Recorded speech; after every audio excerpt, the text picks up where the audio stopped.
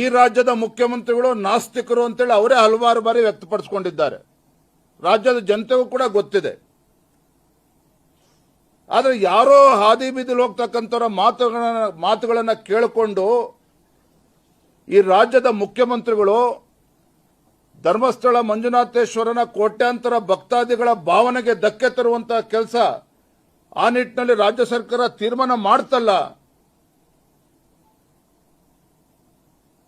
ಆ ಪವಿತ್ರ ಕ್ಷೇತ್ರಕ್ಕೆ ಆಗಿರ್ತಕ್ಕಂಥ ಅಪಪ್ರಚಾರ ಅಪಚಾರಗಳನ್ನ ಇದಕ್ಕೆ ಬೆಲೆ ಕಟ್ಟಿರ್ತಕ್ಕಂಥವ್ರು ಯಾರು? ಆ ಹಿಂದೂ ಭಾವನೆಗಳಿಗೆ ಧಕ್ಕೆನ ತರುವಂತ ನಿಟ್ಟಿನಲ್ಲಿ ಇವತ್ತು ಮುಖ್ಯಮಂತ್ರಿಗಳು ಕೈಗೊಂಡ ನಿರ್ಧಾರ ಇವತ್ತು ಕೂಡ ಸಿದ್ದರಾಮಯ್ಯನವರು ಕ್ಷಮೆ ಯಾಚನೆ ಮಾಡಲಿಲ್ಲ. ಅದ್ರ ಬದಲಾಗಿ ತಾವು ಮಾಡಿದ್ದೇ ಸರಿ, ಏನು ಅನುಮಾನಗಳು ಹುಟ್ಕೊಂಡಿದ್ವು ಆ ಅನುಮಾನಗಳನ್ನ ಇತ್ಯರ್ಥ ಮಾಡುವಂತ ನಿಟ್ಟಿನಲ್ಲಿ ನಾವು SITಯನ್ನ ಮಾಡಿದ್ವಿ ಅಂತೇಳಿ ರಾಜ್ಯ ಸರ್ಕಾರ ಕೈ ತೊಳ್ಕೊಳ್ತೇವೆ ವಿನಃ ಆದರೆ ಷಡ್ಯಂತ್ರ ಹಿಂದೆ